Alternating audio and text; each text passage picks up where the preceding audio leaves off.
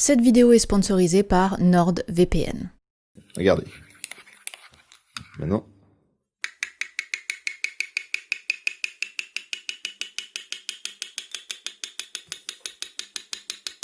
Le son devient plus aigu. Maintenant. Tout a commencé il y a quelques mois. J'avais reçu ce message sur Twitter me demandant si je pouvais expliquer le phénomène. Et on voit bien ici qu'il y a une note qui augmente au fil du temps jusqu'à arriver à un plateau où elle n'augmente plus.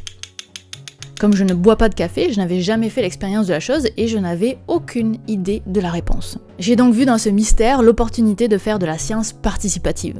J'ai alors proposé à tous les gens qui me suivent sur Twitter d'émettre des hypothèses, dans l'espoir d'ensuite faire des expériences pour découvrir l'origine de ce mystérieux phénomène. Moins de 3 minutes. Ça a pris moins de 3 minutes pour que vous me communiquiez la réponse. C'est donc l'effet chocolat chaud, aussi appelé l'effet Alasonic, qui a été décrit dans les années 80 par un certain Frank Crawford. Donc non seulement c'est déjà connu, mais ça a plus de 40 ans. Alors, à défaut de faire de la science participative, voici pourquoi le son change quand on tapote sa tasse à café.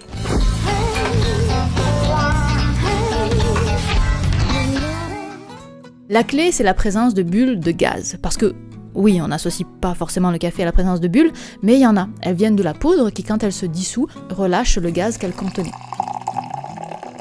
Et si ça fonctionne, c'est parce que j'ai utilisé du café en poudre et non du café filtre. Mais ça aurait aussi fonctionné avec du chocolat en poudre. Ces bulles viennent complètement changer la façon dont le son se propage, parce qu'au lieu d'avoir uniquement de l'eau dans la tasse, on se retrouve avec un mélange d'eau et de gaz.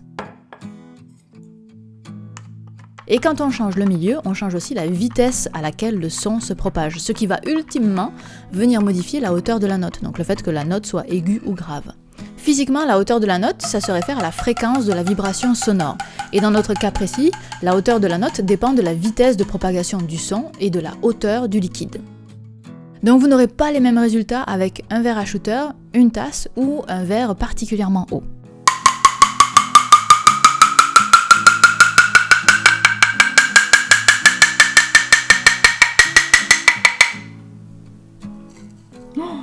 Merde, j'ai pété le verre.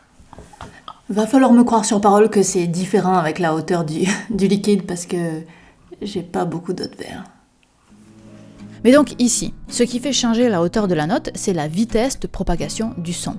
Et il se trouve que le son se propage plus vite dans l'eau que dans l'air. En fait, de manière générale, le son se propage plus vite dans les liquides que dans les gaz. Comme le café, c'est surtout de l'eau, le son se propage très vite dedans, d'où un son très aigu.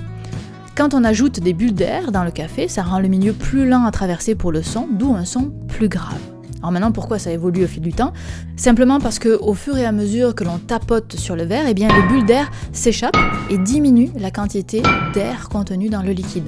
Et plus la quantité d'air diminue, plus le son se propage vite, et plus cela devient aigu jusqu'à un certain maximum qui correspond au liquide sans aucune bulle. On retouille et ça recommence. Dans la recherche académique, certains papiers disent qu'ils ont réussi à faire évoluer le son jusqu'à 3 octaves, soit l'équivalent de presque la moitié d'un piano.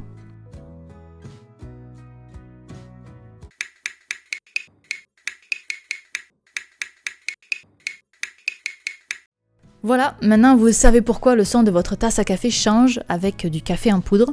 C'est parce que la poudre de café relâche des bulles d'air qui ralentissent la propagation du son. Mais ces bulles d'air montent à la surface et disparaissent, ramenant petit à petit le liquide à sa note normale. Alors normalement ça fonctionne avec tous les liquides dans lesquels vous mettez de la poudre. Alors testez et revenez dire en commentaire si ça a marché chez vous avec de la poudre de lait, des médicaments en poudre, du bain moussant, avec je ne sais quoi. Essayez aussi avec les liquides pétillants. J'ai personnellement pas eu beaucoup de succès avec la bière, mais j'ai vu des exemples où cela fonctionnait avec de l'eau chaude, donc vous savez quand l'eau elle est très bulleuse. Alors faites vos tests et revenez dire en commentaire si ça a fonctionné. Voilà, une petite vidéo très rapide qui vous donnera de quoi discuter autour de la machine à café. Et si vous voulez étudier ce phénomène plus en détail, bien évidemment, on peut aller bien plus profondément dans la physique de la chose, alors je vous laisse quelques lectures en description.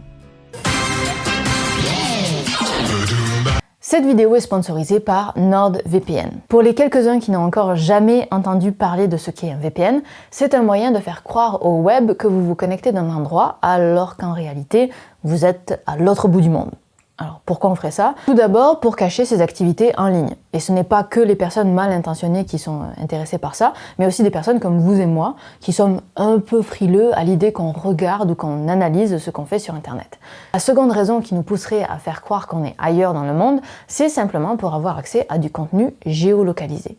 Contrairement aux youtubeurs, les producteurs et productrices de vidéos, de films, de pubs, eux ils vendent leur production uniquement pour un territoire spécifique dans le monde.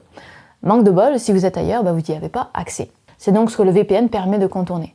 Pour regarder un contenu diffusé exclusivement en Pologne, on prend un VPN qui se trouve en Pologne et on aura accès au contenu local. Si ce genre de produit vous intéresse, alors vous pouvez vous abonner en allant sur nordvpn.com/syllabus et cela vous donnera accès à 70% de réduction si vous prenez un abonnement de 3 ans. Ce qui revient à peu près à 3 € par mois. Et si vous entrez le code syllabus, vous aurez 1 mois gratuit en plus. Si comme moi vous avez trop d'appareils à connecter sur Internet, NordVPN permet aussi l'utilisation simultanée de 6 appareils. Bref, nordvpn.com/syllabus avec le code syllabus et pouf, vous naviguerez depuis le pays de votre choix. Et merci à NordVPN pour le soutien de la chaîne. Idéalement, ce serait mieux de tenir le verre, parce que là j'ai tout qui résonne, j'ai la planche à découper, le plan de travail, j'ai tout qui résonne, donc ça trompe un peu le son. Donc idéalement, on voudrait le faire comme ça. Mais j'ai fait trop de dégâts jusqu'à présent, alors je préfère le laisser comme ça.